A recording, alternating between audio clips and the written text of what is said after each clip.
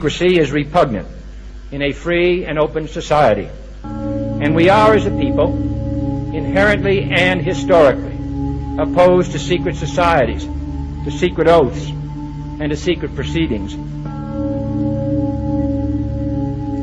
I think a new world order is emerging. An inside job? How dare you? How dare you? To create, so to say, mass-produced models of human beings arranged in some kind of a scientific caste system. We shall go on to the end. We shall fight with growing confidence and growing strength in the air. We shall never surrender.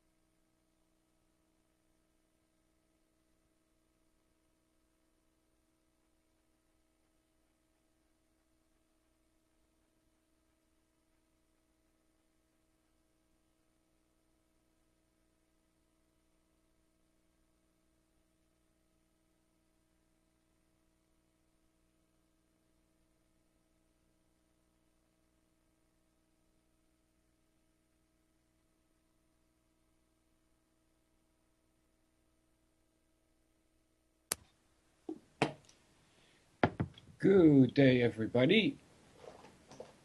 It's the 21st of November 2015.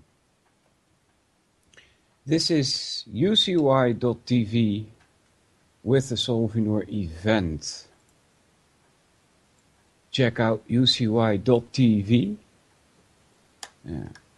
Guess you can see why it's called three-letter word UCY. And on that page you will excuse me, also find a chat link, in which goes to ucyradio.chatango.com. People are already pretty active in there, pasting links about Paris attacks from activist post, article by Afra Dager or Dager, I don't know how to pronounce that. And from Blacklisted News also the Baltic Dry Shipping Index, whatever that is, just collapsed to an all-time record low. There's 9 people there apparently. Welcome everybody. Dal, Dan, JJ, Lumper, Matty, Tomato, and 2 times Vince. What's going on, everybody? It's getting colder here in the Netherlands. And we were talking about a moon landing because I think it was Vince that posted a video with Buzz Aldrin. Yeah. And Dan is still on about that. Californian authorities. What do we do with authorities, guys?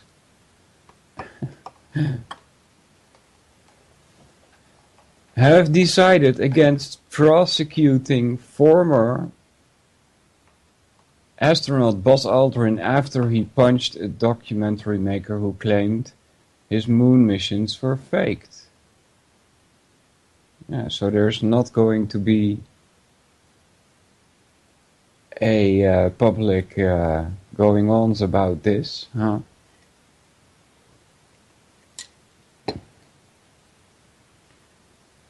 Huh. Well, that's odd. You would think he would be able to get something done there.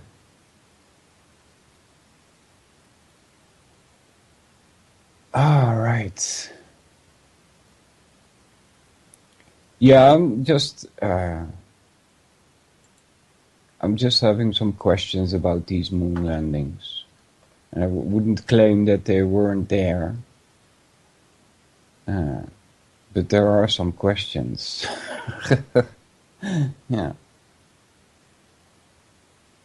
I was going to do some articles perhaps and paste this link in the chat. I thought it was interesting. Maybe, you know, probably most of you don't care about this. It's a link that I got, topdocumentaryfilms.com, and it also had Adam Curtis's videos up there, a lot of them, among which Century of the Self and The Trap, which I found, well, one of the better ones. His other ones aren't bad either, but... And, however, before you do that, you should probably see also the Corbett report on Meet Adam Curtis, because Adam Curtis does tend to leave out facts to get you to look at things differently. For instance, he will say that the Arabs, or what is it, Muslims, he said, attacked the World Trade Center on 9/11. So, you know, if you can pinch through that, he does have some nice things to say. And this one is about Ice Age hunters. I thought that was interesting. I always like history, especially the further back it goes, the more I like it. That's why I also find that movie Quest for Fire so very interesting. Did any of you guys in the chat bother to take a look at that movie after I mentioned it, like, what was it, 4 months ago or something like that? If you do, tell me in the chat what you thought of that movie, because I thought it was just awesome. Yeah. So, smokables. Yes, I do got my smokables with me. Let's roll a cigarette, shall we? So the Ice Age hunters. It's a bit of a story that plays in like 2 timelines. One of a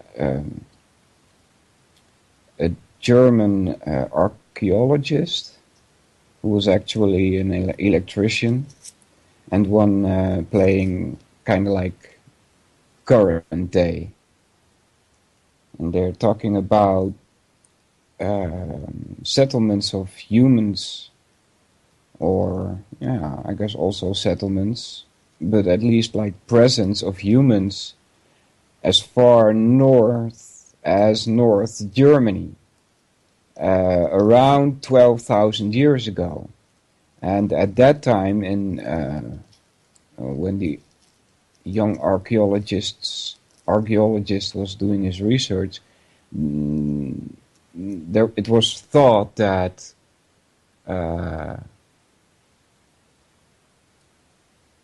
humans wouldn't be living there because it was much too cold because of the Ice Age. Vince, the movie I just pasted above there. topdocumentaryfilms.com/Ice Age Hunters with hyphens between each word.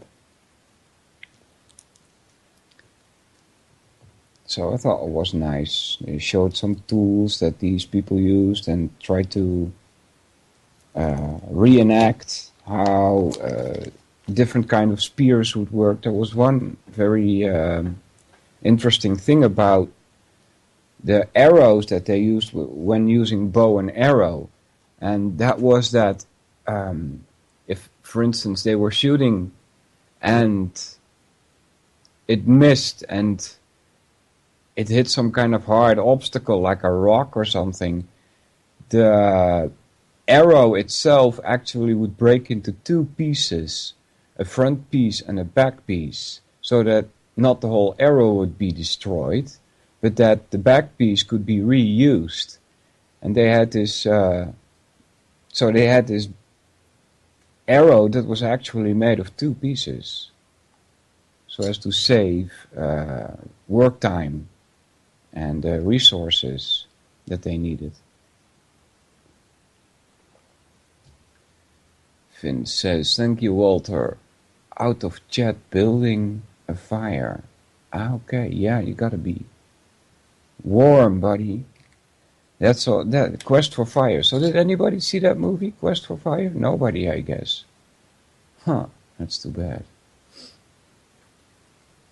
Yeah. So Joe got some coffee? I sure do. So, Peukie, that's Dutch.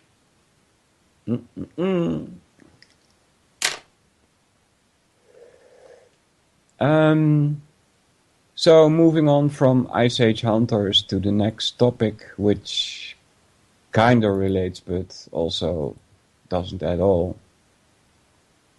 I'll paste the link in the chat so people can check that out. And if you want to call in, you can do so. Vince says he saw Quest for Fire. Okay, so what did you think of it?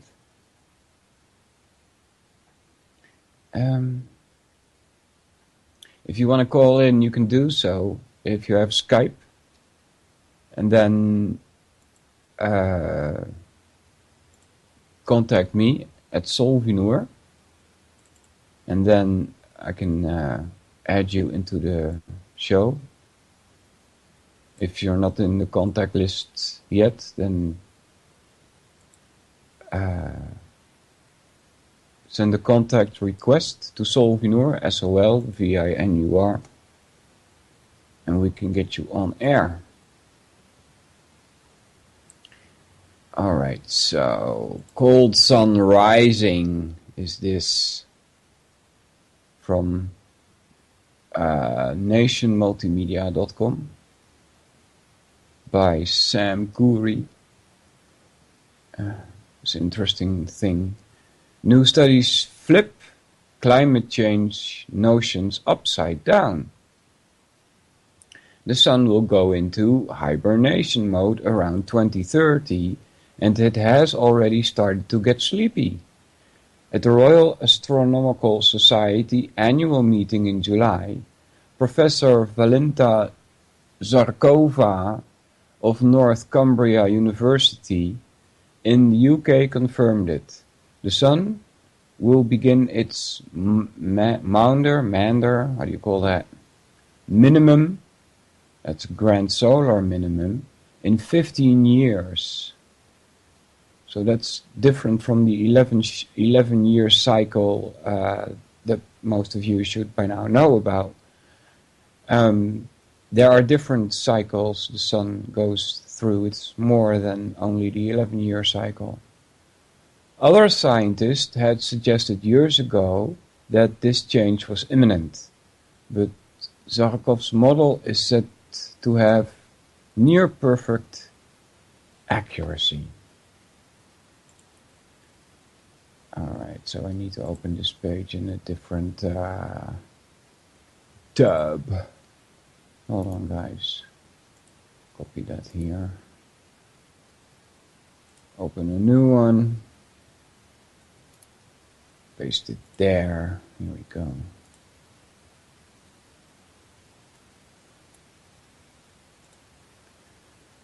Dan kan die weer daar naartoe. And now I can also see if you have any questions in the chat. So what is a solar minimum? Our sun doesn't maintain a constant intensity, right? Just talking about the Ice Age. That is, according to what I've read from scientists, completely has to do with the activity of the sun.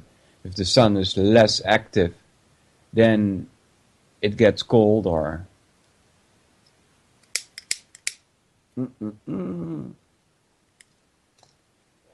Crappy lighters. Since the early 1800s, we have enjoyed healthy solar cycles. Well, who decides what is healthy solar cycle, right? It's healthy, doesn't make any sense. Just like people say, well, the weather is not normal today. As if there is such a thing as normal weather. It doesn't exist. Because it's a chaotic system. You see? And the rich agriculture and mild northern temperatures that they guarantee, right? Since the early 1800s, that is. During the Middle Ages, however, Earth felt the impact of 4 solar minimums over the course of 400 years. The last Maunder minimum and its accompanying mini ice age saw the most consistent cold continuing into the early 1800s. The last time we became concerned about cooler temperatures, possibly dangerously cooler, was in the 1970s. Global temperatures have declined since the 1940s, as measured by Pacific decadal oscillation.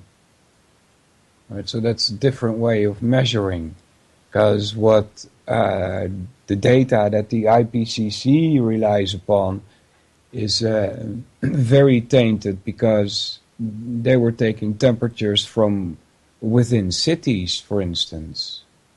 Right, so that you can't do that. If you've ever rode a motorcycle, and you, well, here in Holland that is, I don't know how it is in the US, in the United States, if, you know, the the distances between towns are so huge over there that maybe you wouldn't make it. But here in Holland, if you drive out of a city, it really gets colder. It can be like a difference of 10 degrees. And then you drive into another city and then, wow, it's warm again. See, there's a whole lot of heat coming from the city. You notice that if you drive from one city to another with some woods in between or something. The PDO index is a recurring pattern of ocean atmosphere climate variability centered over the Pacific Ocean. Determined by deep currents, it is said to shift between warm and cool modes. Some scientists worried that it might stay cool and drag down the Atlantic decadal oscillation with it, spurring a new ice age. The fear was exacerbated by the fact that the Earth had been in the current interglacial period for 10,000 years. If Earth were to enter the next ice age too quickly, glaciers could advance much further south. Rainforests could turn into savanna, and sea levels could drop dramatically, causing havoc. Yeah, that's also something I picked up from Adam Curtis's movies, because we're talking about Earth here, and rainforests turning into savanna and sea levels dropping dramatically, and they've been higher in the past, and very much lower also. I'm not quite sure if they were higher actually in the past. I would guess so, but that would be like very, very long ago. Millions and millions of years. Since water evaporates and some of it does escape into space, so. But the lower sea levels are as short as 12,000 years ago now, seen in the whole history of humans, which is possibly as long as 200 million years. Then, that's nothing. So, when you hear the phrase that nature equates to balance, or that nature strives to balance, or that nature is in balance, it's bunkum. It's denying the facts of our history regarding climate and nature changing things in a drastic way.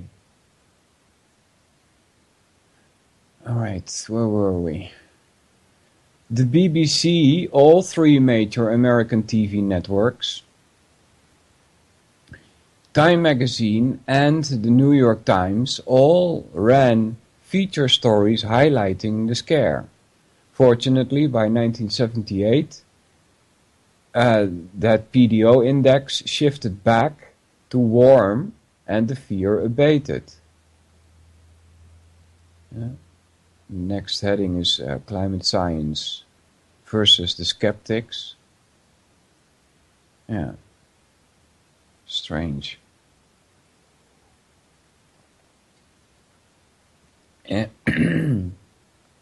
That whole heading is a bit of propagandistic to me, because climate science, that's what it starts with, as if that's a fact, because, it has the word science in it. And then versus the skeptics, as if the skeptics' arguments are not based on science, So, putting the skeptics in a bad light in this way. By the 1990s, the UN's Intergovernmental Panel on Climate Change, I should actually, before I begin this, elaborate on why the skeptics have scientific arguments also. It's because of the whole flip of the CO2 that was also posed by other climatologists. The claim was that the more CO2 you get, the warmer it gets. And they tried to show you this graph. And then, then the other scientists, they had a very different graph. It was the exact opposite. It was that the CO2 was following the rise in warmth and not the other way around. Right, so by the 1990s, the UN's Intergovernmental Panel on Climate Change, the one about the email scandal, had formed the 92% consensus. The consensus was that Earth was warming more than it should, not just due to natural causes, but also human activity. Alright, so there was this TNH episode, I don't remember which one, but there was a claim made by somebody, and I mentioned this like 3 weeks ago or 4 weeks ago or so, about reference. What does your study reference to? And that this whole study group was split up. Remember I told you that story about the scientific side and the action side of it, and that the scientific side was only to look at man's influence and not include the sun in any of their calculations. This was the term anthropogenic global warming. Alright, so anthropogenic is actually, I learned that also recently, a newspeak word. What it means is race science. Alright. This was termed anthropogenic global warming. The culprit was identified as a carbon dioxide generated from the burning of fossils. Go check carbon dioxide content in the air. You just Google that and you get a percentage of something like 0.00. And it's sporadically available in our air. And I mean available because plants need it to grow. If this stuff totally dies out, then we're doomed because the plants don't grow, which means you can't eat and you can't feed the animals. CO2 is a greenhouse gas, yes, and the Belgium Royal Institute for Meteorological Studies, something like that, I'm not sure about that last word, came out with their conclusions about which greenhouse gas is most responsible for global warming. And it turns out to be water vapor for about 80%. Right, so there's not much you can do about that, because the sun is making a lot of water vapor when it hits water. Right, so CO2 is a greenhouse gas, and its increase in the atmosphere could be dangerous, the panel claimed. Yeah. Some of the scientists, particularly those working in the U.S. National Oceanic and Atmospheric Administration, NOAA, NASA's Goddard Institute for Space Studies and Britain's Meteorological Office, have gone so far as to declare CO2 as the primary driver of climate on Earth. This modern climate science, quote-unquote, has stirred unprecedented controversy in the field. Skeptics clinging to more traditional approaches. So what's this saying? Right? Skeptics clinging to more traditional approaches say the science has been corrupted. Right? What you can, see from this is that this panel, which makes these claims, used different approach than usually taken, right? Because the skeptics, they take the traditional method, and they say the science has been corrupted by the billions of dollars in government funding for climate change research. All right. You guys remember the Club of Rome? This also came back in one of Adam Curtis's movies. I don't exactly remember because there's just so much information. that I tried to stuff in my head, and but it was someone who was in trouble. If it was a musician or a politician, I don't remember exactly what. But then he had to find a solution, and Adam Curtis just casually says, and so he went to the Club of Rome for information. And nothing more, right? And it's not like those links between these organizations are highlighted in any way, right? It's not for nothing that he goes to the Club of Rome. He knows exactly where he's going. See? But remember that the first global revolution, I think it's on page 47, if I remember correct. And I also emailed them trying to get this PDF, if they had it in that form, from them, but they don't have it, they say. So that's too bad. But, you know, there it is concluded that man is the enemy because they were responsible for global warming, among other things. Had been corrupted by the billions of dollars in government funding for climate change research and agencies and industries that claim to be fighting climate change.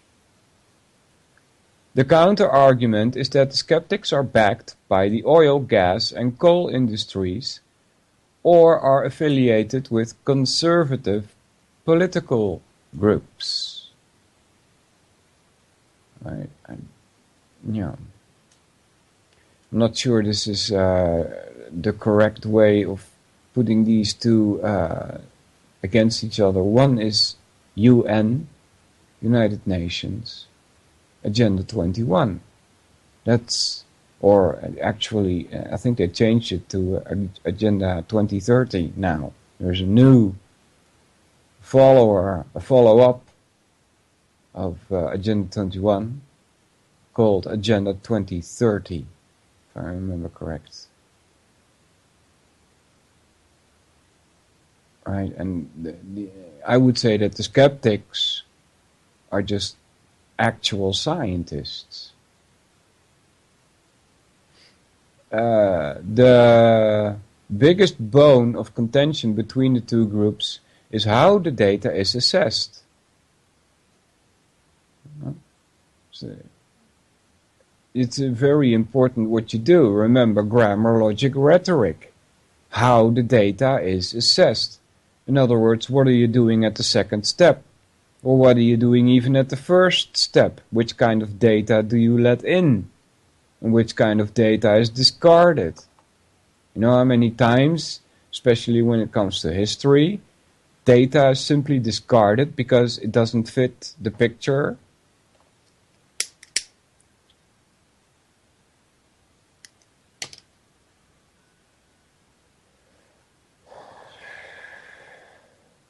In the United States, the recorded temperature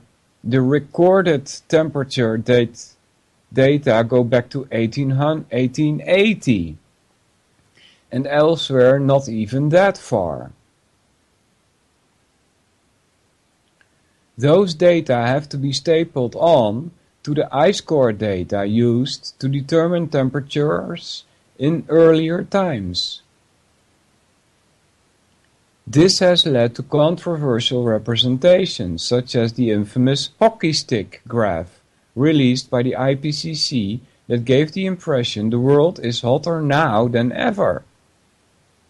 Many scientists slammed the graph as wholly unrealistic, insisting that previous eras such as the medieval warm period and the Holocene maximum were warmer than today. Holocene maximum, I never heard of that. Actually, I did read the article before, but I didn't actually bother to look up what the heck is. Holocene maximum. Let's see what we get. Open that. The Holocene climate optimum was a warm period during roughly the interval 9,000 to 500 years. Then it says BP, before present, yeah, duh. This event has also been known by many other names, including hypsithermal, altithermal, climatic optimum, Holocene thermal maximum, and Holocene megathermal. 9,000 to 5,000 years was a warm period. Okay. Another issue is that urban heat island effect. Black asphalt roads and concrete structures absorb heat from the sun. Roy Spencer, he said the S word. Roy Spencer, a climatologist at the University of Alabama and former IPCC alumnus, or he must be illuminated or something, charged in 2013 that the NOAA was warming up. Readings at rural temperature stations to match the urban ones rather than the reverse. A spokesman for the NOAA responded, but stopped short of denying it.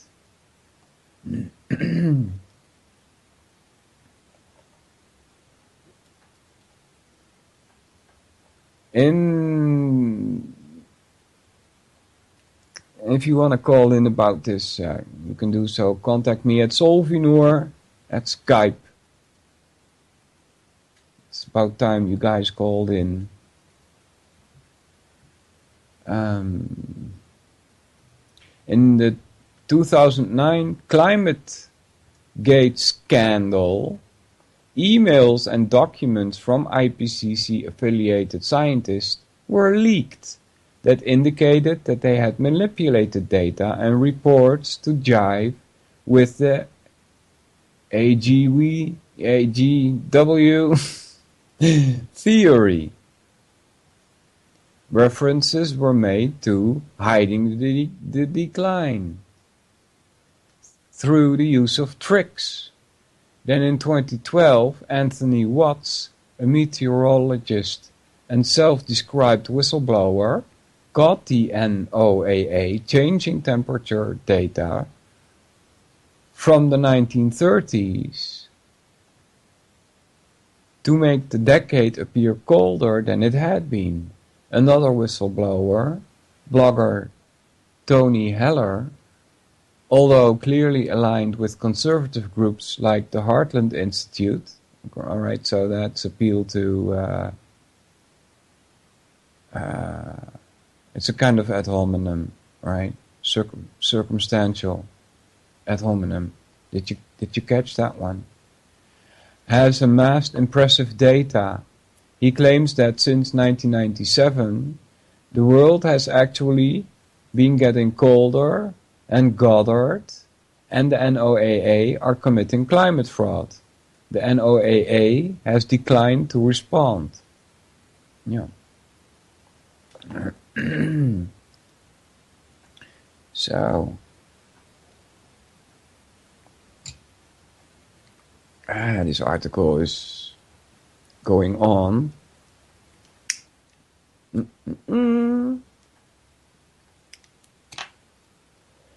Smoke my cigarette. So, somebody call in from anywhere that's listening and has Skype and save my voice for me. Well, yeah. I'm not sure if I'm going to have a voice left over after 2 hours of it. The next one is called Global Cooling, ? Around 2000, the PDO index started to blow cold again, possibly causing the global warming pause, quote unquote, as the mainstream scientists describe it. IPCC affiliated scientists, in other words, paid by the government, working for the United Nations, that have an agenda. Now why not? I'm attacking people based on where they come from. Alright. Let's see. Pick him there, right click, invite. So, let's see if this works. Oh, did you, did Dan set you up to this, Vince? Guten Morgen. Guten Hello, Walter. Morgen, wie geht's? Hey, I would like to go way off here, but let me set up. I got a thing over here at World Truth that somebody posted, and I made the comment as full of logical fallacies, and I'd like to go through here with you and let you help me let me define them. I listed a few, but let me set up. Give me just a minute, and let me go over there and post in the comments that we're going to cover this live on air. Yeah. Well, it's Okay. you guys are the boss of the radio, so, you decide. It's okay. That's just fine. This is ucy.tv. Go to ucy.tv. Click on the chat link. There's some people have joined since the last time I checked. I think JJ, hey buddy, and Tomato, I think, or Matty, I'm not quite sure, and One Anon. Welcome everybody. Oh, Skype acting up.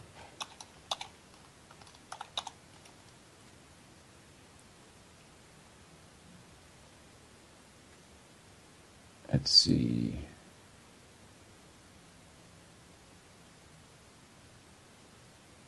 Okay, should be dead air.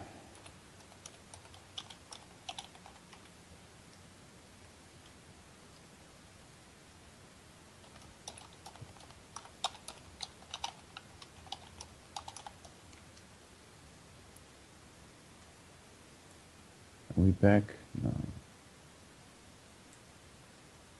Let's see.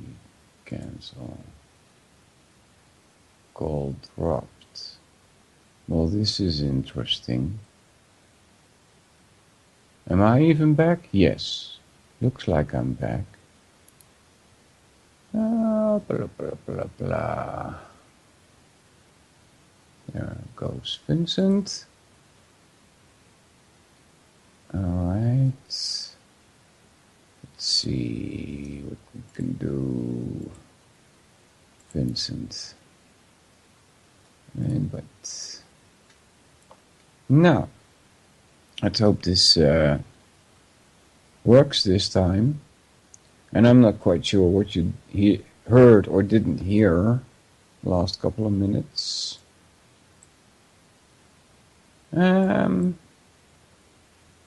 Something about world truth, but Vincent seems to be poof. Doesn't seem to be there. So until he's back, I'll just do this global cooling thing. Around 2000, the PDO index started to blow cold again, possibly causing global warming to pause, as the mainstream scientists describe it.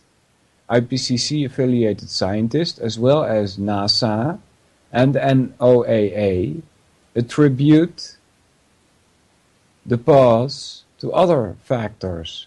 This is when the plot thickens.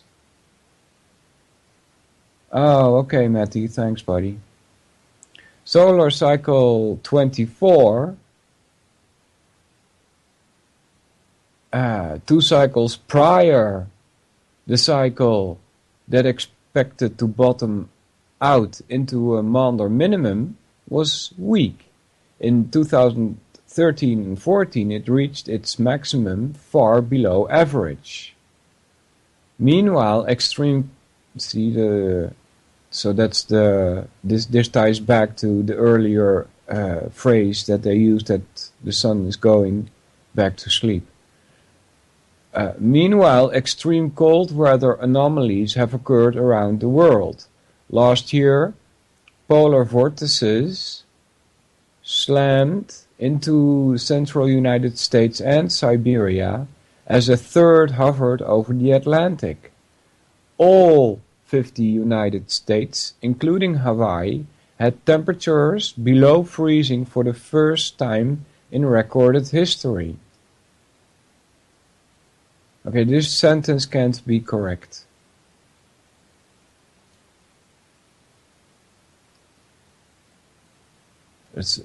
I'm not exactly sure what he means by this.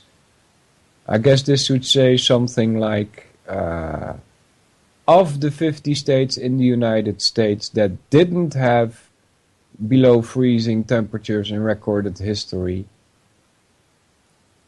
now all of them had that, something like that, because this can't be, right? All 50 states had temperatures below freezing for the first time in recorded history. Well, there's probably in your own memory even colder temperatures than that. Snowfall records were broken in cities in the United States, Canada, Italy, New Zealand, Australia, Japan, and elsewhere.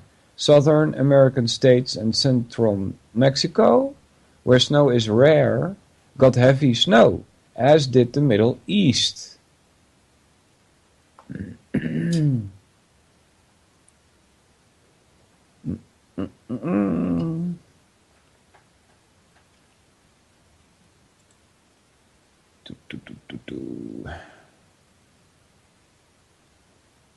Holocene definition: a bird identified with the kingfisher and held in ancient legend to nest at sea about the time of the winter solstice and to calm the waves during incubation.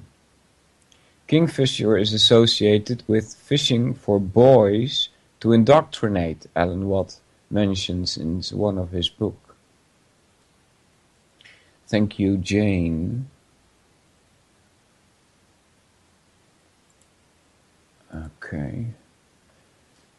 Let's see. I think I got a Skype message.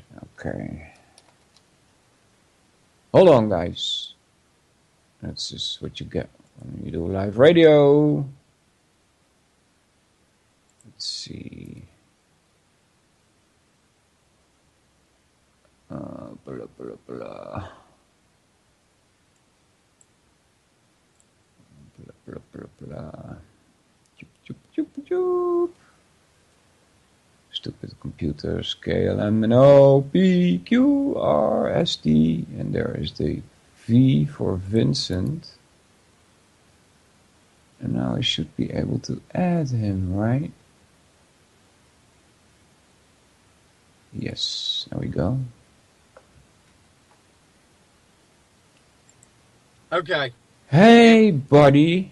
Look, that was my fault. I didn't have my other machine opened up, and it seems like if I'm on Skype on this one right here, I can only, once I'm committed to being on Skype, do nothing else.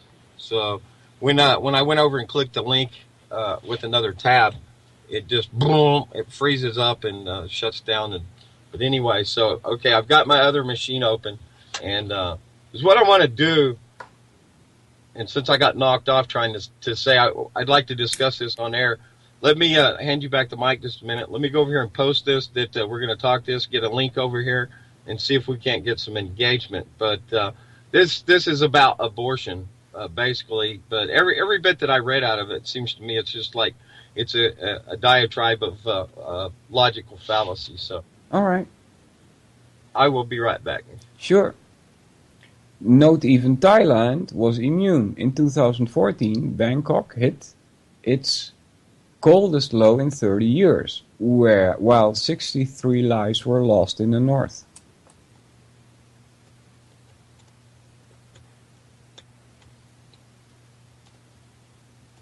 Jane says about the comment I made before, I really thought it meant sun, but that is Helios, but associated with solstice. Yeah. Yeah, I think it also has to do something with the sun, Jane, because that's the one that has the most impact on our climate. Scientists at the Climate and Environmental Physics and Ushger Center for Climate Change Research at the University of Bern in Switzerland have recently backed up theories that support the sun's importance in determining the climate on Earth. A paper published last year by the American Meteorological Society contradicts claims by IPCC scientists that the sun couldn't be responsible for major shifts in climate. And that says it all, right? Judith Curry, chair of the School of Earth and Atmospheric Science and the Georgia Institute of Technology, rejected IPCC's assertions that solar variations don't matter. Among the many studies and authorities she cited was the National Research Council recent report, The Effects of Solar Variability on Earth's Climate. Are you ready there, Vince? I am. I'm copying this right now to chat. This is the comments, and this come here. This is what we'll run through. For me, I just see fallacy. Mm-hmm. And of course, fallacies don't necessarily mean that something's wrong, but without having proper grammar to logic to rhetoric. Did I say that right? Grammar. It's the right order, and that's the most important. Yes, right. The very most, because if we don't understand the words equally, then we cannot move on to the discussion, and then we can't show how. That's a question of definition. Yeah. So, and thank you, Walter. You, I like to praise people because I think more often than not, I just feel like doing something that's positive over negative is a much more successful way for us to be able to communicate. And of course, we've had the discussion on the nonviolent communication forum and so forth, but yeah. So this is definitely not nonviolent communication here. And this is on abortion, but let me read this. Yeah, sure. And Go ahead. I'll back up, and I listed just the first few apparent fallacies. Okay, people opposed to abortion have long made their objective apparent. They want to set us back by more than 40 years by making the medical procedure illegal. Many activists have seen that as an unlikely scenario in the courts, so they have resorted to getting legislators to regulate the practice out of existence. For some reason, they have had this weird idea that making access to legal abortions impossible will mean no more abortions in America. Okay, we'll just start with that first paragraph, and I will go back over here, and this is syrup machine here, so I'll go back over here, then scroll all the way back to the bottom of all these comments, and I haven't even looked at all the comments made. They're just a couple few. But I say... well, let's pick this apart. Pardon? Let's pick this apart. Okay, let me start here with backing up. Still just a little bit. I said, dang, I hate typing, but I was asked to explain my conclusion to the statement I made that was this: full of logical fallacies, including appeal to emotion and authority. Just saying murder ain't okay. So I will start with No Good Scotsman's fallacy. People opposed to abortion have long made their objective apparent. Yeah, they want to set us back. Let's start with that sentence. Okay. People opposed to abortion have long made their objective apparent. What kind of fallacies should you be suspicious of here? Their appeal to the authority. No, straw man argument. Oh, wait. Okay, hold on. They're trying to create an argument that you never made, and then tear down that argument in order to make you look suspicious, in order to make you look ridiculous. Right? That's what you should be suspicious of. Because it says here, people opposed to abortion. In other words, he's talking about the other group. You understand? I do. And then he continues, have long made their objective apparent. So now he's going to speak for them. And whenever you see that, you have to be very wary, because you don't know if that's what they actually said. This is not a good way to start an argument, right? If you want to start an argument, you should come up with your own reasons in support of your stance. Very good. It's okay to attack somebody else, and that also happens a lot, of course, in discussions and dialogues, right? But from what we know now, starting with this, you have to be wary for straw man. Yeah, my alarm bells just went, ding, ding, ding. I'm by no means an expert, but a student, and like I cut myself off saying, you've been very instrumental in my search here and changing my approach and being able to reevaluate what I'm supposed to know. So okay, that's awesome. That's good to hear. Well, I'm not an expert either. There's people that are much more better at this than I am. All right, so but let's continue. What's the next sentence that they got? Damn it, I'm froze here. They want to set us back by more than 40 years by making the medical procedure illegal. That's where we are.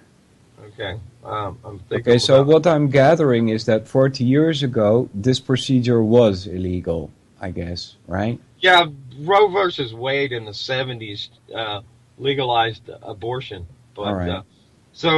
I might go into the discussion of life and all that, but I'm not going that route because that would bog us down right now. So what we're looking at merely is their presentation of this strictly and done a very poor job, I think, because they base it right there on the straw man, right? Now I'm back over to chat. Oh my God, this machine is awful. Well, that you have to be suspicious of a straw so man at least. I got to back up here. Let me go back here to the comments. Here we go. All right, I'm back now to where I posted that, and so we have passed. People opposed to abortion. Where are we at now?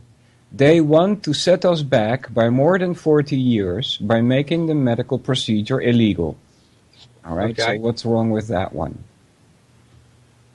Let me see. They want to. This is. I've got that as appeal to authority, but that's probably not right.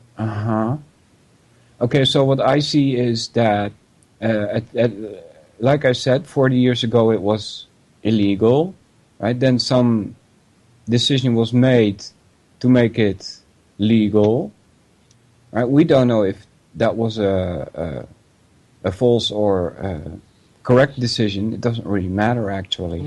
Okay, yeah. For the argument I'm making. It's that the way they say that they want to set us back by more than 40 years sounds like retardation or something bad because, well, obviously 40 years ago things were much worse then or something, right? Because otherwise you wouldn't say they want to set us back. So that's a false assumption right there in itself. Yeah, that also, right? And of course you can't physically or technologically, whatever, actually go back 40 years, right? So that's one thing. Another thing that I would like to mention is that so apparently there is Once it was illegal 40 years ago, then it was made legal, and now he says they want to make it illegal again. All right, so apparently this is a difficult topic, right? And so instead of using this kind of argument, like they want to set us back by more than 40 years, they should say their arguments for why it should be, what? Illegal or legal? What do they want actually, right? Well, this is the opposition. Legal abortion, or I like to call it legal murder. Yeah, so they want to have it legal, Yes, which it is now, right? exactly. Well, So if it's legal, where are the arguments, all right? So in this sentence, they want to set us back by more than 40 years by making the medical procedure illegal. There is no rational reason for me to accept their point of view, because they haven't even brought their point of view to bear, you see? yes, that's Okay. right. Also, a straw man. I mean, the no good Scotsman, right? No good Scotsman would want to do this, right? I'm sorry, I'm unfamiliar with that one. What is this? No good Scotsman. Yeah, what's that? Well, I can do a search and get the other name for it. I really ought to spend more time in learning the Latin, because I understand enough Latin by speaking pretty good Spanish that it makes sense, and it does so well. As also, let's say. Well, it helps to memorize them better. That's the main point, really. I was going to type no good Scotsman and was typing what I was speaking instead. I will come to this momentarily.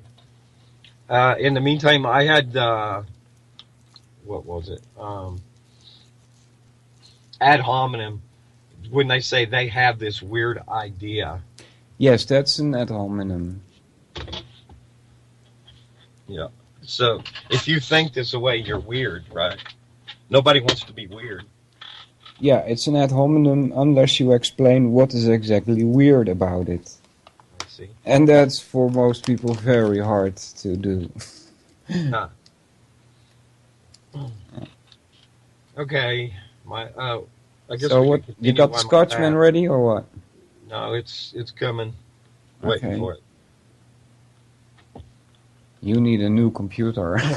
Yeah, this one's going to have to be cleaned. I've got two of them here in front of me in this phone, and I think when I go traveling, I need to ask Jules about if what they call them, pads or whatever, or lap or tablets or something. Uh-huh. If I can Skype with that and be able to add to air, because on this Android phone, I can Skype in, Yeah. but I cannot add. And plus, it's kind of wiggy. It tries to open voice dialing on me all the time. Okay. And this one over here You is really need a new computer. yeah, and this one over here is spinning up. I think it's coming up to a search. No true Scotsman on Wikipedia. I don't like Wikipedia, so I'm going to go to logicalfallacies.info. No true Scotsman is I said it wrong, no good Scotsman, but okay. The no true Scotsman fallacy is a way of reinterpreting evidence in order to prevent the refutation of one's position. Proposed counterexamples to a theory are dismissed as irrelevant solely because they are counterexamples, but purportedly because they are not what the theory is about. Example: no true Scotsman's fallacy involves discussing evidence that would refute a position, including that it hasn't been falsified when in fact it has.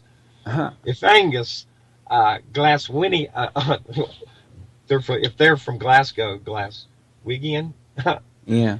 okay, Glasgow, Scotland, who puts sugar into his porridge is pronounced as a counterexample to the claim, no good Scotsman puts sugar in their porridge. The no true Scotsman fallacy would run as follows. Yeah. Angus puts sugar on his porridge. No true Scotsman puts sugar on his porridge. Therefore, Angus is not a true Scotsman. Therefore, Angus is not a counterexample to the claim that no Scotsman puts sugar on his porridge. The fallacy is a form of circular argument. So there we go. With an existing belief a belief being assumed to be true in order to dismiss any apparent counterexamples to it. The existing beliefs thus becomes unfalsified. And there are some real-world examples, but I will grab that, do a copy and drop it off into chat. Oh, I'm still, I'll scroll it up to where you posted, because there's text there we need to discuss, so I'm not scrolling down at the moment. Okay, I'm not either. I'm just hitting it and popping it in there.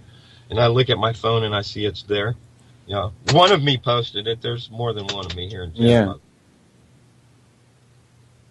All right. Okay. Are you ready to do the next sentence? Yes, I am. Many activists have seen that as an unlikely scenario in the courts.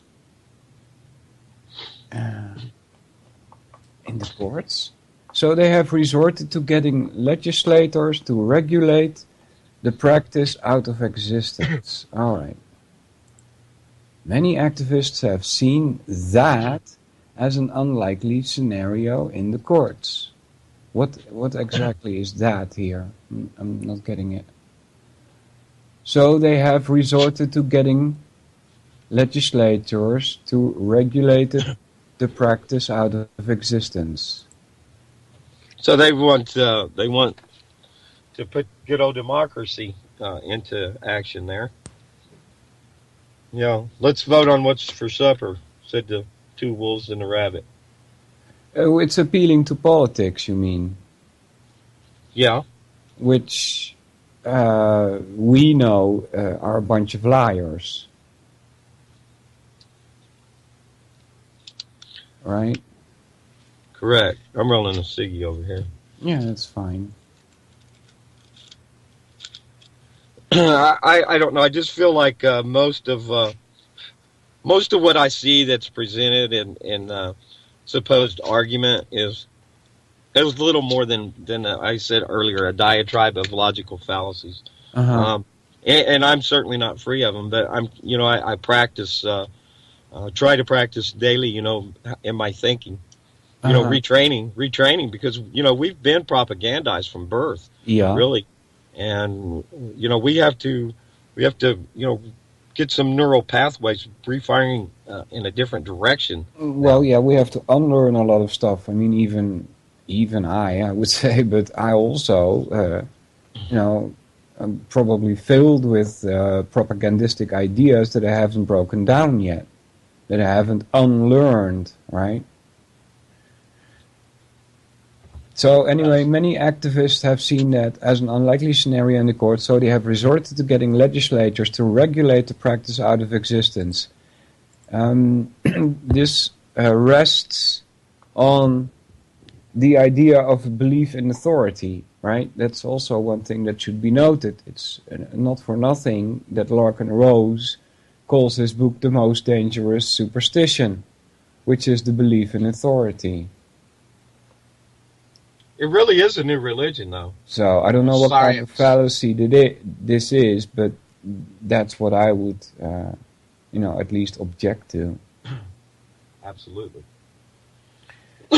For some reason, they have this weird idea that making access to legal abortions impossible will mean no more abortions in America. All right, that we discussed that part that without explanation that this is ad hominem.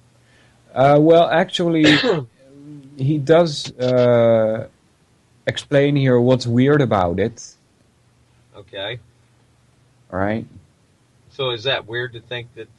And is that not a false assumption that it would mean no more abortions in America? That's not true, because we know automatically the black market would ensue.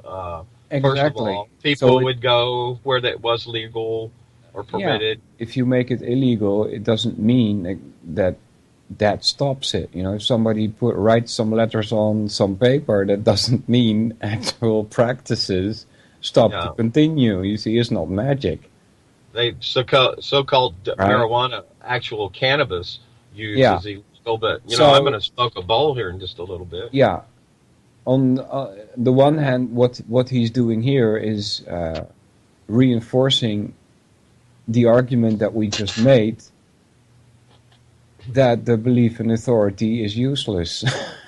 You see? By the way, this is a post from David over at World Truth, and he puts a lot of information out there that usually I'm going to be on the opposite side of the issue. Yeah. But I find his post to be very valuable because it allows me to challenge my own worldviews, which Yeah, that's is good. the most important. I think thing that we need to be doing is challenging ourselves more than Yeah. challenging others. And I think that he knows me enough by now that I'm not attacking him personally, but I am attacking the way that information is propagandized to us. So, and that's no attack on anybody. It's just an attack on this system that we're in. So, I think it's very important. Mm-hmm. Okay, so he goes on to the next paragraph. The Mhm. second paragraph is and says, but new studies show just how wrong these ideologues are.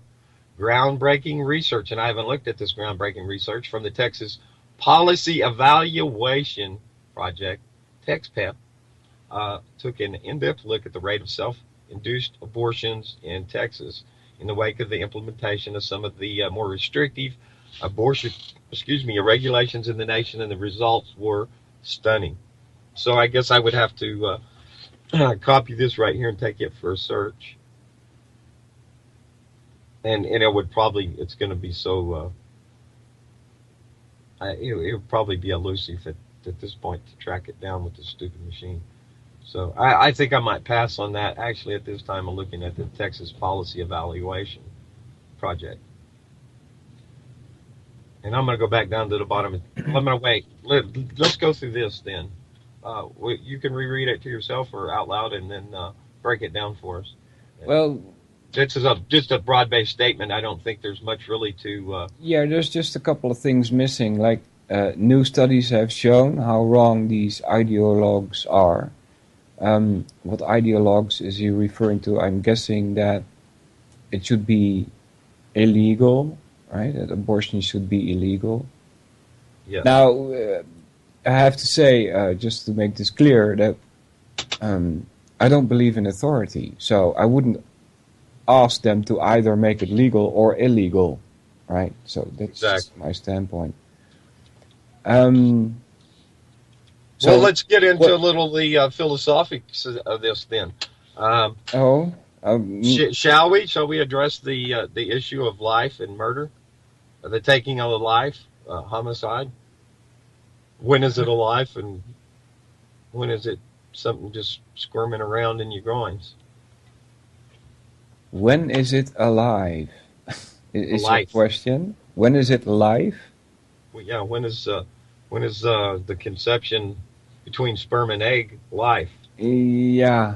When is the right to life applicable? I would have to guess that that's dependent on your metaphysics. Worldview. Well, I don't. To me, it seems quite obvious that life is life, is it not? So with the partial birth, but there are abortion. Sorry, go ahead. What was that? With a partial birth abortion, right? The baby's let's use their legal terms, is exiting the birth canal, and they stab that baby in the back of the head with scissors and kill it. It wasn't born yet, right? So being birthed is coming into property, and sometimes you got to call the herd, right?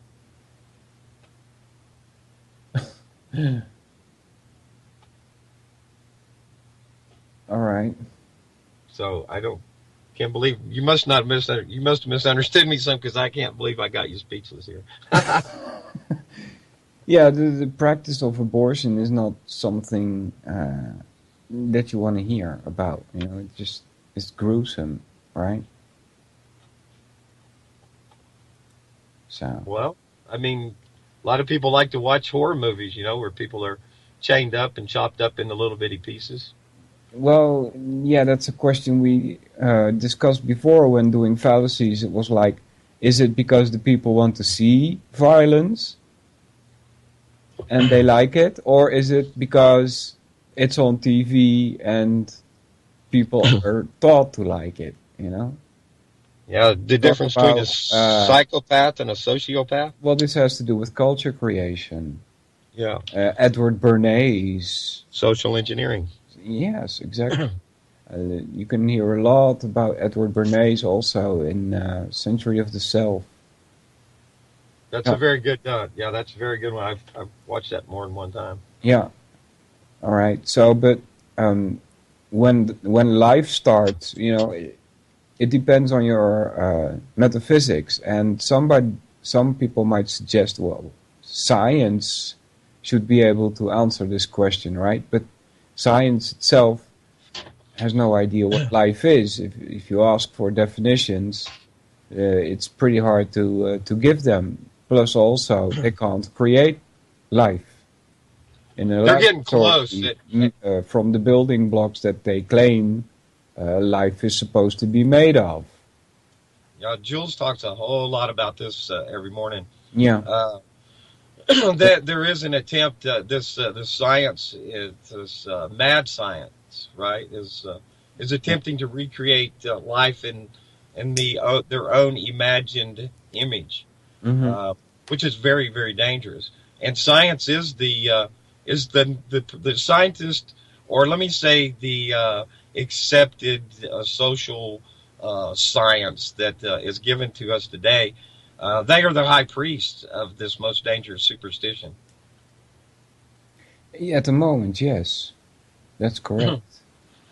Because, you know, real science is you know, I was called basically an idiot for claiming to be a scientist. But what is a scientist? Is one that observes, makes observations, and you know, to be able to look and see if you know, these things are recreatable, if you see example after example, if it fits with the parameters of you know, the prescribed existence for something to be in. What is after all. Mm-hmm. God, I hope I sound like a philosopher.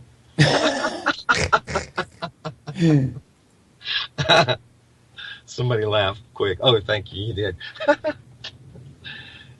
So Dan B. Cooper says, bad science gone wild. Yeah. So it's pretty hard to think where life exactly begins, right? I don't think so. Thank I would you, say, Matt. I would say that it's causing harm, that it's a form of theft, like Locke and Rose explains, I believe, or was it somebody else? Yeah, I think it was somebody else. Larkins Rose is a great guy, man. I met him out in Vegas, and I'd seen a chat a time or two that a few people had questioned Larkin Rose as far as his motives and his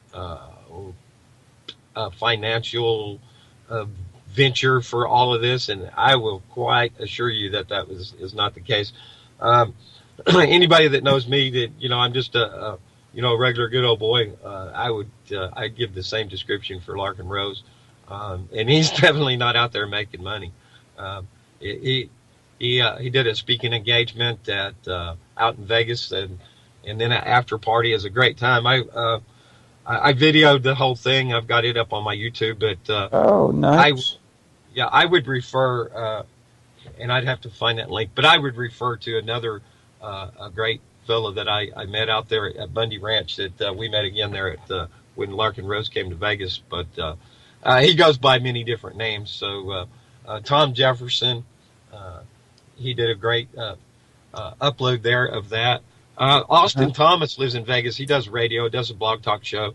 Another great guy. He was there. I met a lot of great people. And it's a wonderful journey I'm on.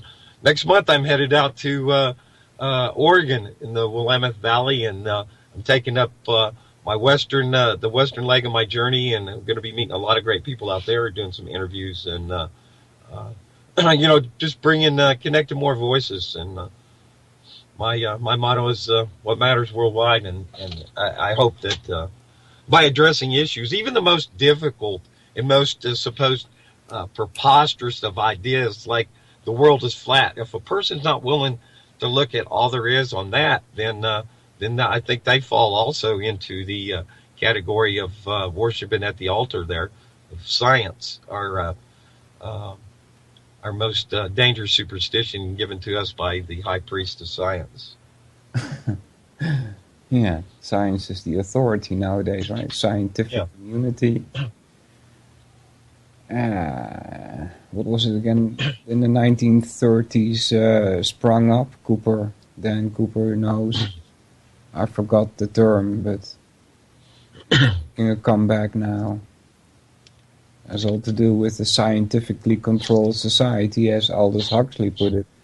But the person that I was looking for was Mark Passio, and he talks about natural law, and that all violations of natural law are a form of theft. And so committing an abortion is a form of theft because you've taken away the baby's choice to be born. I think that's a pretty good explanation. So. Absolutely. Oh, almost. My coffee on the floor. Well, I got me a nice toasty fire going in here. Winter's blowing in. We've only had one frost since first frost date of October the 15th. But yes. I believe it's going to blow winter in now. And I'm a fire god, and you can worship me.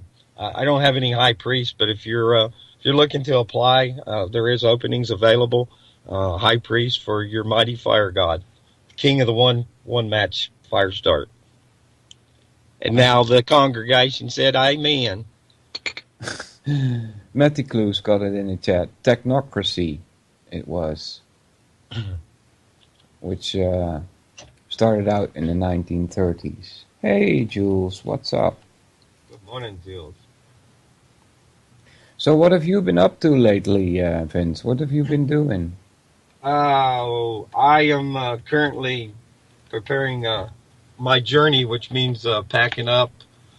So I'm gonna move my box that I live in for one of my travels. I plan on being gone for quite a while this year. My itinerary is Oregon, Northern California, in the Shasta area. My buddy there staying while him. Then down to Southern California to Big Bear, where I'll be basing out of there, and then using public transport. I'll be traveling around Southern California from San Diego, meeting up with some great folks. Patty Beers, I met her at Bundy's. Nick Burnaby, I'm going to get with him and interview him. That would be really awesome. Okay. We have so many great people involved here at UCY, and thank you, Jules.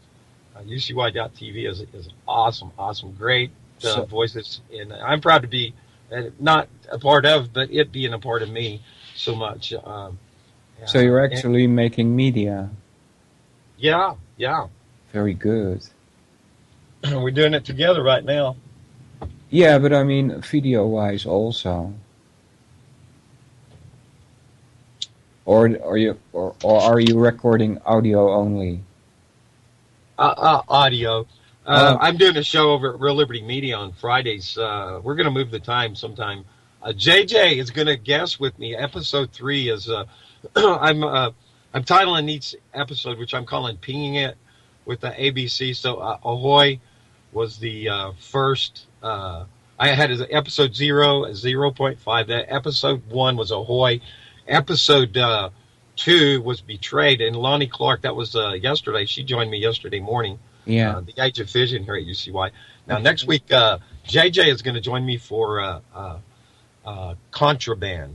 Okay. And that is Cannabis Can. That's the the description of it, the title, and so forth. So, Okay. yeah, So JJ, awesome.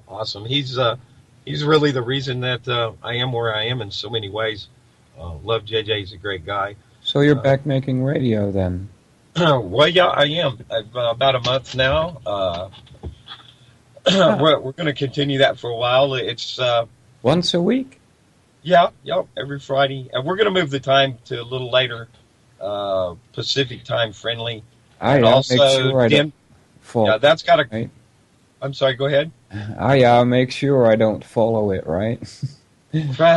Well, Yeah, as just well, kidding. it has to be Denmark time friendly also because my co-host Flash lives in Denmark. Oh, he's up there too. Okay. Yeah, he can see Russia from his back door nearly. He can see a big plant over there at least in the distance into Russia. Uh-huh. Yeah. So yeah, my plans are is Vegas by spring, and I debate because then it's going to be warming up, and who wants to be in the deep south for the hot months? So I'm debating then to go north at that point, back north again, and up through Montana. I got some friends there and some friends in chat here, and I've never been across the very tip top of the United States. So I'd like to travel that way, and then through Tennessee to see Dan and. To be in, I've been promising myself and maybe lying to myself that I want to fulfill this promise to make Freedom Palooza. So I'd like to be in upstate New York and then meet up with JJ and do Freedom Palooza. And then my friends up in Caribou, Maine will be headed back to Arkansas next August. So hopefully this is my itinerary for the new year. Okay. Sounds like you're busy. I love it, man. I love it. Never met a stranger in this world. Yeah. I've been in some rough places, South Central, in L.A., Compton, Watts, Dallas. I mean, I can just go across the nation with the cities, and I can't tell you how many times I've had somebody tell me or ask me, "You're not scared?" And it's like, what I got to be scared of? Yeah, it shows their fear, right? Right? Yeah. Okay.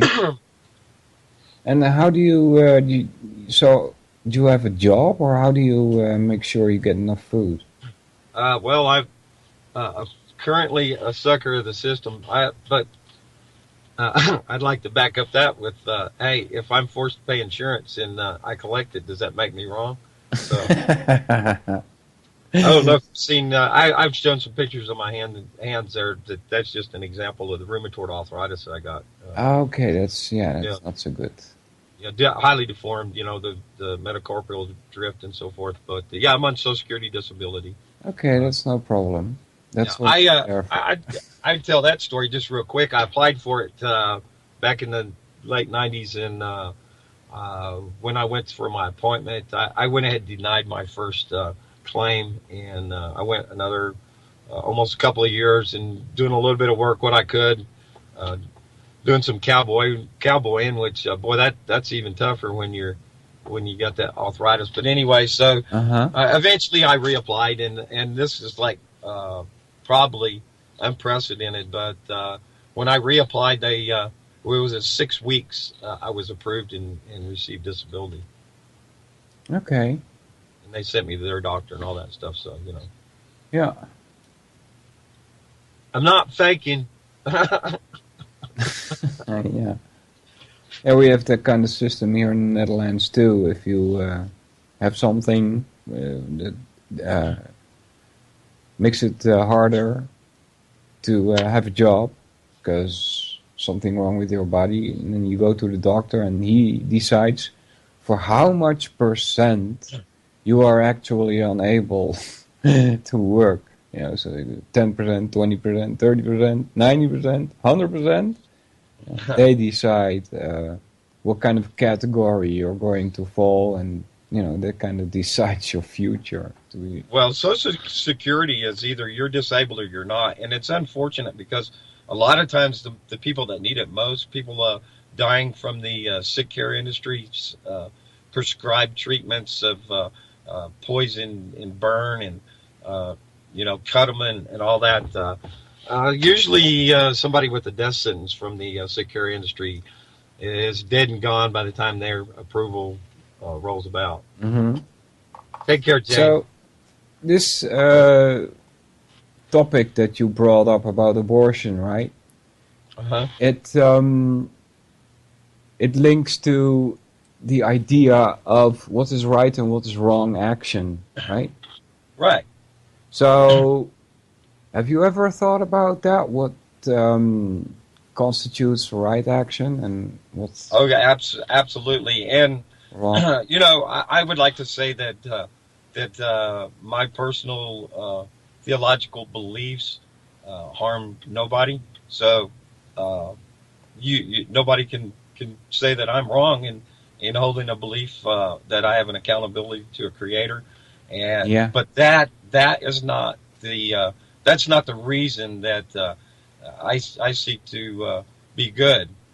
I think either well, is it incremental? When does a hardening of the heart, happen? A person does bad things and keeps doing bad things, then eventually bad things are just second nature. It's like habits, and as it's explained scientifically with the firing of the neurons in the brain and so forth, or is there a true conversion of the heart? So for me, it I'm not saying All right. don't so, always but, do the right thing, but Mm-hmm. So, but I certainly- your idea of what is right and what is wrong is to is do no it harm. is it then dictated by this creator? Well, no, I believe No. that we're agents of free will, and we have the right to choose our. The right to choose selection. between right and wrong, right? Well, ultimately, my belief is that it is absolute, right and wrong. There is no in between. So there is a line, and Yeah. as you stray from the fence one way or another, you're firmly encamped in one, for one or the other. But who decides what is right and wrong? Well, I use my logical fallacy and appeal to authority and say the creator. All right. So then the creator then has some kind of idea about what is right and wrong, and that's what you go by? Yeah, as I understand it. Okay. Yeah. I can't give you a logical presentation here because No, once we cross that's okay. the line of metaphysics, I think there's some things that are not logically able to be proven. No, that's okay. This came from a video presentation by Mark Basio about natural law. And he says, some people call it God, right? Among other things. And so that's okay. He has no problem with that. And neither do I. You're free to believe as you want, right? But he says, and I think I must have agreed with about 99% of his whole video presentation, that right and wrong are embedded in natural law, I think so. as he calls it. And this natural law is, of course, something completely different from man-made law, which is often the opposite of natural law. Yeah, man-made law is more aptly called, I would say, legal. They're legalese. Yeah. It has nothing to do with the law. I was told by a judge in Dallas that he had no desire whatsoever for justice but to follow the letter of the law. Yeah. I've been in more than one court to tell a judge how cows eat cabbage, and a lot of people are like, I can't believe you said that. Yeah, I said that and a lot more. Uh-huh. Yeah, I told some cops the other day out here hunting. I I had quite a bit to tell to them, to the sheriff of the county I live in, to the deputies, to the mayor, even to the governor of the state. I have things to say, and if I get the opportunity to catch you, You're going to be trying to crawfish to get away from me because I'm going to tell you a whole bunch of things. Yeah. Hola, Iota, and welcome, Hopper. Dan says that I don't like gray areas and that I would lose my mind in an I've got to back up. I don't have my glasses on. Existential philosophy class. Huh. I don't know that that'd be true. Existential. Because, Huh? Go ahead. Pardon. Say again? Existentialism, I'm just reading what Dan writes here, is a philosophy that emphasizes individual existence, freedom and choice. It is the view that humans define their own meaning in life and try to make rational decisions despite existing in an irrational universe. Oh, really? I don't know. I think that, my philosophy, my worldview, it all makes sense to me, and it is not irrational. It may appear to be. I don't know what the claim that the universe is irrational is based upon. Well, Danby Cooper is the most renowned in the recipients, as far as being a recipient of my Logical Fallacy Award. Oh. Yeah. Well, he's just saying what existentialism is. He's not saying he's a proponent of that or something. But he is my favorite Nazi. Yeah.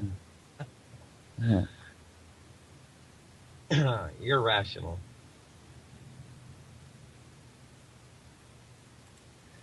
Yeah, that's the name of the program I'm doing over there at World Truth, Real Liberty Media. This is no time for rational thinking. Oh. Why did you choose that name? I did. My co-captain did. Their co-host, and I assume it to be double negative and kind of making some pun, and that's how that. Yeah, like we have no bananas. Yes, we have no bananas today. Is that what was that? This is no time for rational thinking. That's, I don't know if that's fully double negative or not, but maybe we had to add yes to it. Yes, this is no time for logical thinking. Would that work? It's. I think the joke is okay. I do need. I am continuing to attempt to better my talking. How good I can talk. Rhetoric. Yeah, we still haven't even begun to dive into that topic at all. We're still stuck at the grammar logic stage. It's about time we moved on because, there's still the quadrivium which we need to discuss, which is the matter side of the 7 liberal arts. The trivium is the mind side of things. I'm laughing over here. Iota asked DB where I can send the trophy.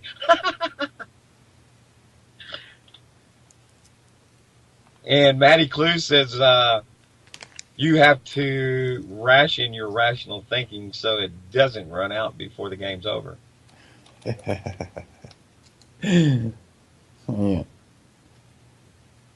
And Dan says some people can't handle the contradictions when it comes to gray areas in this philosophy. Well, there are many gray areas in philosophy. Well, yeah. Otherwise, it would have, come to a conclusion, but it hasn't. And then many people can't handle the contradictions. Well, no, you shouldn't accept any contradictions. Jill's got to chuckle. Huh?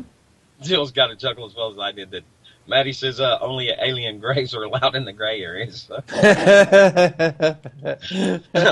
Long live the evil overlords, reptilians. Yeah. Dan says Friedrich Nietzsche, existentialist philosopher, apparently. I haven't read Nietzsche. Yeah, I've seen So some of some his people have quotes. compared me to Schopenhauer, which seems to be in the same camp as Nietzsche. Yeah. Yeah, I I get don't my like best study. any of them, you know. I dare say I'm the only philosopher. The rest of them are traitors because they aren't telling you about how the world works and how you've been lied to. And that's part of the truth also, you know. It's a big part of the truth. And that's what philosophers are supposed to be concerned with, the truth. But the philosophers that we get shoved down our throats, like Plato and even Aristotle, they explain how to control masses of people. Yeah, That's through what the it's about. classical. We were never supposed to have read this stuff. It was supposed to be for masters only, as Dan B. Cooper puts masters in the chat room. It's another one of those, synchronicities that I've been running into ever since I followed Jules's link to Grimerica. Have you ever heard of that? Yeah, Grimeria plays at midnight Saturday morning right here at UCY.tv. Um, Oh, 11 they o'clock do. Central. Yes, It's yes. I thought it was as a replacement for when Jules couldn't make radio. They're actually on the schedule. I didn't even know that. Yes, yes. If you'll go to UCY.tv, use your search engine and go to schedule. You can look Saturday morning, midnight. That's Eastern time. You'll Mm-hmm. find Grimerica. And I'm going to have to jump out here in just a few. I kind of got a little lazy this morning in all my doings, and so I've got Up to You published. Game On follows last Sunday's Game On with Ron Stevens follows coming up, and more great radio here at UCY. But I'm going to jump out here, Yeah. go catch up, It's- and get the rest of the shows, and I'll see you back in chat. I appreciate you having me on, Walter. That's right. That's awesome, buddy. Thanks for coming on. Right on, Bo. See you later. Take care. Bye. Bye. All right. Let's see. Remove from group. There we go. All right. So I'll pick up where we left off at the cold sun rising. Other researchers and organizations are also predicting global cooling. The Russian Academy of Science, the Astronomical Institute of the Slovak Academy of Scientists, the Institute of Terrestrial Magnetism, Russia, Victor Manuel Velasco Herrera at the National University of Mexico, the Bulgarian Institute of Astronomy, Dr. Tim Patterson at Carleton University in Canada, Doctorandus Lin Zhen at Nanying University in China, just to name a few. Tomato has something to say about, in the chat, philosophy, which I always want to read, of course. The philosopher, she says, I think it should see she. That's Liza, right? Tomato. These names that you guys keep changing, and Oh, it's Iota. All right. See, stupid. Philosophers were first alchemists. I thought it was the other way around. I thought it was science is based on philosophy, which it actually is. The language of philosophy is the language of alchemy. It has been transformed into spiritual alchemy, and chemistry and other foreign sciences have replaced the origins of the words. She says, interesting. All right, so science, philosophy should be at the basis of science because of metaphysics and epistemology. The language of philosophy is the language of alchemy, she says. And I think this has to do with occultism, in the sense that alchemy used especially in the Middle Ages, all kinds of symbols as a secret way of transferring information. All right. Alchemists were mocked for the multiplication of gold and life extension, also known as immortality.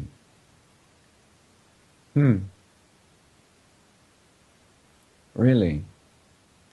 Like, I think John Dee, who was a spy for Queen Elizabeth hundreds and hundreds of years ago, was also an alchemist, and I think that they were actually very highly regarded. Or is that a misconception I have, iota? All the philosophers I mention are practicing alchemists. Interesting. Yeah. There is a link between alchemy and philosophy, which is probably best tied by the idea of the alchemist's stone. I mean the philosopher's stone. The alchemist's stone. Yeah. No, it's the philosopher's stone. And when, because when alchemists talk about turning lead into gold, for instance, they're actually talking about a transformation of you. Alright, so this is all to do with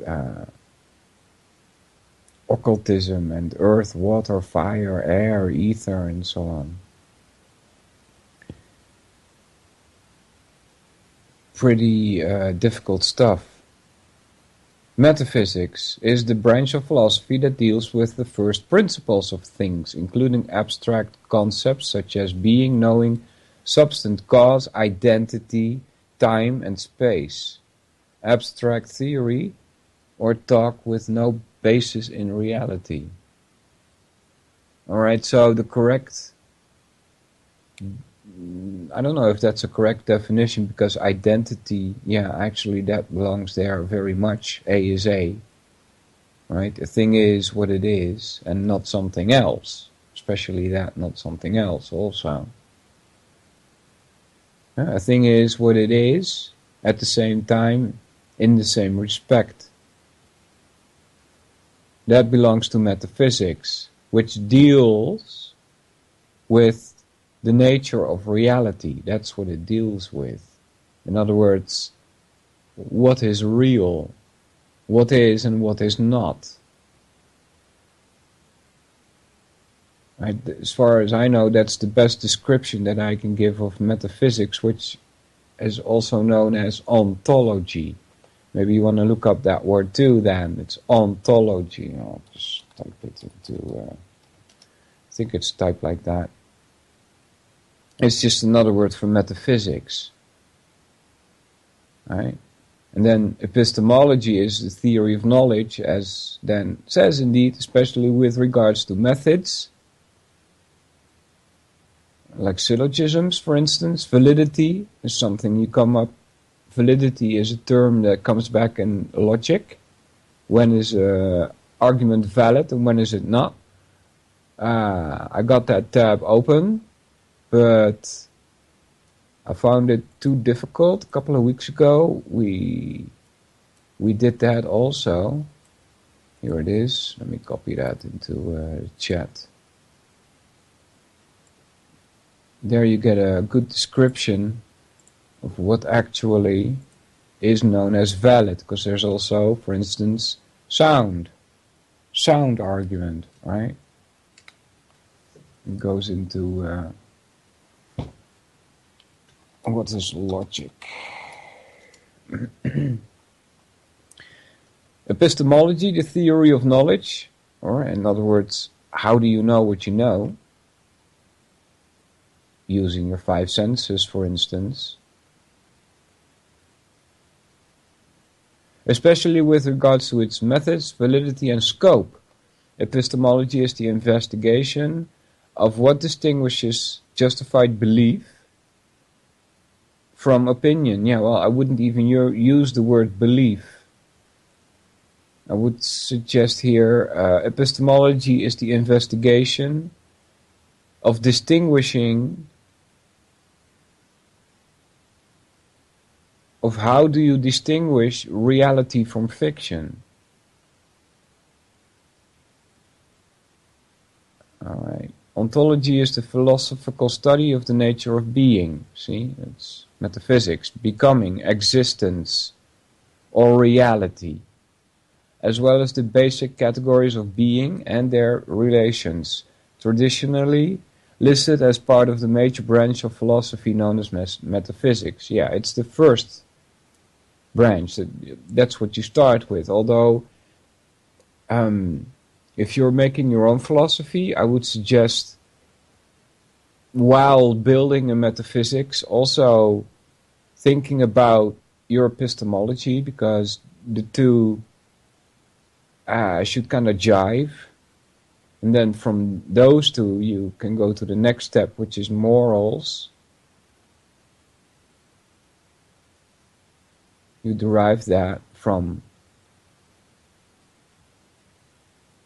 your metaphysics, which means how do you think the world really works? Who do you think, if anybody, is in charge?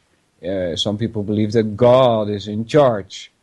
Well, that, philosophically speaking, that must also mean that your morals, your ideas of what is right and wrong, are also tied to this God or creator. Alright, that's about enough of that. For now, nevertheless, the IPCC and other authoritative agencies are sticking to their CO2 dominant climate forcing theory. They attribute the cold spells to a disruption in the jet stream caused by anthropogenic global warming. Alright, talk about contradiction, right? It's a blatant one. They attribute the cold spells caused by global warming. See? That's called doublethink. Holding two contradictory ideas at the same time. Some of their theories have heads being scratched, for instance, the pause in global warming. They attribute the heat being absorbed deep into the oceans. When Arctic ice reached record levels in 2013, scientists were baffled because the water beneath the ice was warm. They claimed, that's what they claimed, right? The water was supposed to be warm, so how could you get record levels of ice? In climate science, old and new, nothing is certain. We conclude with a bit of good news, though. Recent research has determined that the famous Stradivarius violin owes its unique esteemed sound to the last Maunder minimum. Yeah, this is a solar condition, and it has some kind of effect on the wood. This might also have to do with the fact that this Stradivarius was actually tuned at 432 Hertz for an A and not 440. Alright, that was that Cold Sun Rising. We got some more links. 54, we're almost done. Let's see. Let's see. Can I put this in here? Yes, I can. Awesome. That one down there. This is Winston Churchill, originally published in Strand magazine, December 1931. The great mass of human beings, absorbed in the toils, cares, and activities of life, are only dimly conscious of the pace at which mankind has begun to travel. We look back 100 years and see that great changes have taken place. We look back 50 years and see that the speed is constantly quickening. This present century has witnessed an enormous revolution in material things, in scientific applications, in political institutions, in manners and customs.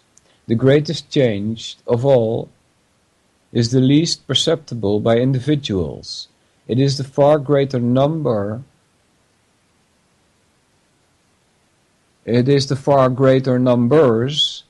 which in every civilized country participate in the fuller life of man.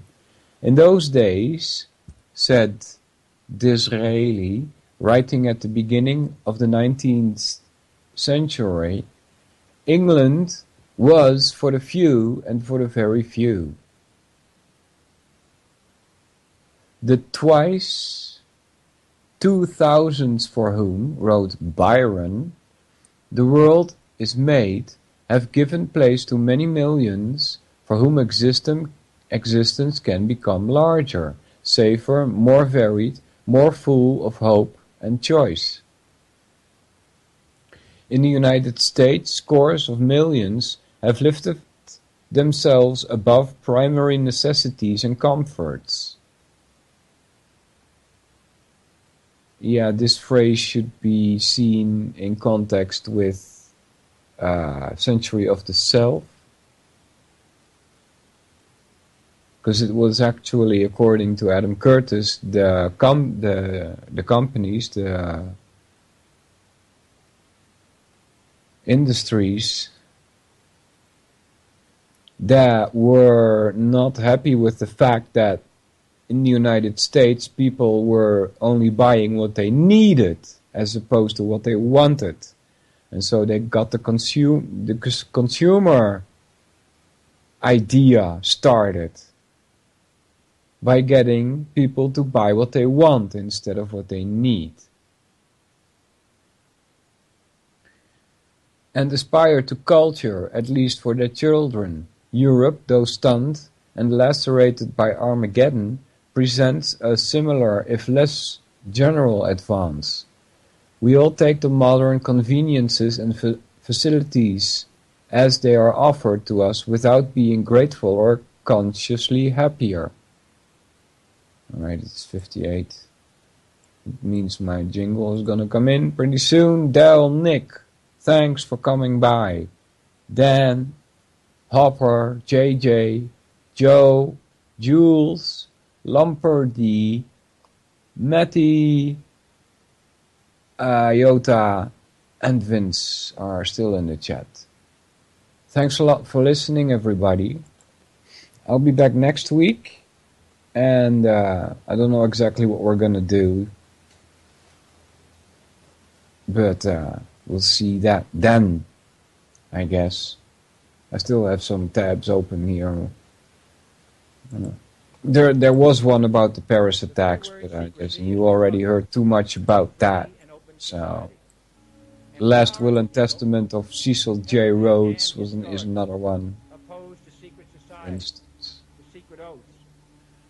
Alright, people, thanks a lot for listening. Stay tuned to UCY.tv. See you next week. Bye-bye. An inside job?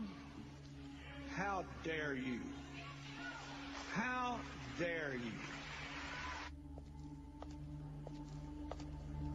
To create, so to say, mass-produced models of human beings arranged in some kind of a scientific cast system.